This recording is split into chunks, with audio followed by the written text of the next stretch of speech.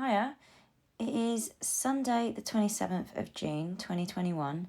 I am ZM and this week's text on the White Pube is a review of cooking sections, their Art Now commission thing called Salmon, a Red Herring at the Tate Britain.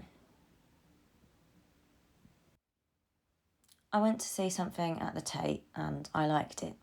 Yes, I know. Tate Britain's little Art Now room is currently hosting a work by Cooking Sections. It's called Salmon, a Red Herring. Cooking Sections is a duo, Daniel Fernandez Pascual and Alon Schwab. And the whole thing is a bit buzzy because they have been nominated for this year's Turner Prize in a round where all the nominees are collectives. It's all very neat and cute. Good vibes. The work itself is a dramatic set stage, like a diorama all in white. We are peeping in through the fourth wall. Across the little diorama are these clean minimalist sculptures, like papier-mâché but flat-packed. A seal, a penguin, a dog, a pig, a flamingo. Above them all is a salmon. It dangles over into the dead, airy space in the middle. As I walk in, the lights are low and everything is still. When it all kicks in, I jump a little bit. The lights come up and the salmon is lit up pink. A voice narrates. The script winds around. Salmon is a colour and a fish. We think salmon, the fish, is meant to be salmon, the colour, but most of the salmon people eat isn't salmon coloured because most of the salmon people eat is farmed salmon, which is grey rather than salmon, the colour. So salmon farmers use synthetic salmon pigments in salmon feed to make salmon, the fish, salmon, the colour. This process is industrial, chemical, and has catastrophic impact on ecosystems beyond one singular fish. The script plays up a dark comedy in the delivery between salmon pink salmon and the speed as it twists between. The lights flash through salmon pink colour swatches to show us all the options available to an aesthetically discerning salmon farmer. Now the salmon is pink, now the room is pink, now the pig is pink. Colour seeps across the diorama like a painful blush. Now it is like sunburn, blistering.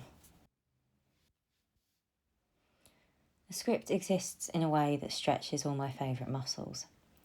I love it when art does that thing, where it draws together disparate ideas, makes them cogent, coherent, dynamic. I love it when art can laser focus some critical attention in on a thing, open up a window into another space, or make a collection of things look brand new in the controlled setting of its canvas. It feels like a powerful and compelling mix, and it makes me believe in art as a language and use of our collective time. Satisfying.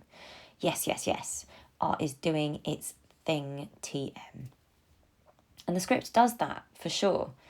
It points at spaces, identifies the way it all connects.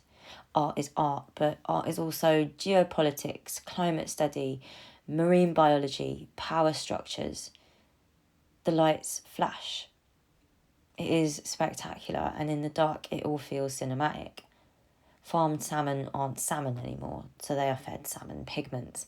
Shrimp are no longer pink because of insecticides. A group of stray dogs jumped in India's Yamuna River and were dyed in this season's hottest colours because of the chemicals pumped out by the fast fashion factories upstream.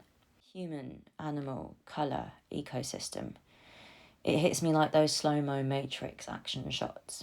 Boom, boom, boom. The world is wild and unwieldy. There is something comforting and warm in art's ability to make non-sequitur devastation feel ordered and linked. There is a reason Adam Curtis has a kind of chokehold on middle-class society. But the ordering isn't the end. Just organising ideas and chaotic atrocities is no longer enough. I think I want more than just a vague pointing at an area and hoping the gesture of attention and coherence will be enough. I think the road has run out beneath me. And this is where my feelings get sticky. Alongside the Lille Art Now show, Tate have announced, as the core part of the exhibition, Tate has permanently removed farmed salmon from its food outlets at all 4 sites across the UK. This institutional commitment, prompted by cooking sections, is part of a broader pledge to interrogate our systems, our values, and our programmes, and become more globally adaptive and responsible in the face of climate emergency. This commitment is an intrinsic element of Salmon, a red herring, and will form the cornerstone of the project's legacy at Tate. Tate Eats have overhauled their menu. The dishes that had salmon have been reworked to now use ingredients that promote regenerative aquacultures. It's a collaborative effort between cooking sections, the Tate's various curatorial departments, and Tate's commerce wing. To be quite honest, I'm not a big enough person to not be petty and resentful about the level and ease of this as a significant, meaningful change to Tate's operations. Can't lie, it stings. I'm jealous of it, frustrated by it, and kind of amused. Because while it is an okay, good thing that in my guilty, environmentally concerned core, I cannot pick a proper fight with, the fanfare and smoothness of it all grates me and leaves me high and dry. Leaves me dry. I will use this review as my yearly reminder that the Tate is a flagship publicly funded institution.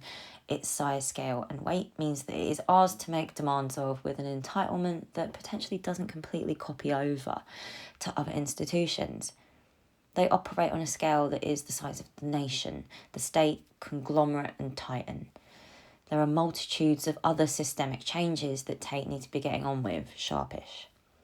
I laughed to myself at how big a deal was made of this quite small and manageable administrative detail on the press release, the website, the BBC Radio 4 food programme press special. It is funny, but also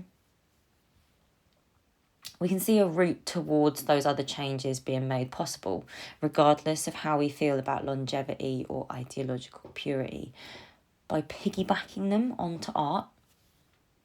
Let me be nice, optimistic, a good vibes person. Maybe change is possible from within a system if maybe, just maybe, we tack it onto the terms of exhibition and display. I don't know what that means for us all, though, as I say that. The road underneath me just runs out when the gesturing is so insular and restricted, hard-won and piecemeal. I'm split between wanting to enjoy the good change and being cynical and hardline. Split between being in awe of the scale that abstraction can inflate a problem to, that this isn't just about salmon, but rather the way humankind at large interacts with the very idea of colour, and wanting to scream because that scale just turns problem into spectacle. I don't know what to think. I keep moving to write the takedown, but my fingers ignore my head. They are optimistic as they type. I am just hungrier than this all, and I would like more. Would like other fights to be just as easy. This split doesn't really register in the gallery, though. It only hits when you walk out, read the handout on the tube and absorb the marketing copy. In the moment, this show is the kind of enveloping drama I've been looking for post-lockdown. I liked it against my will.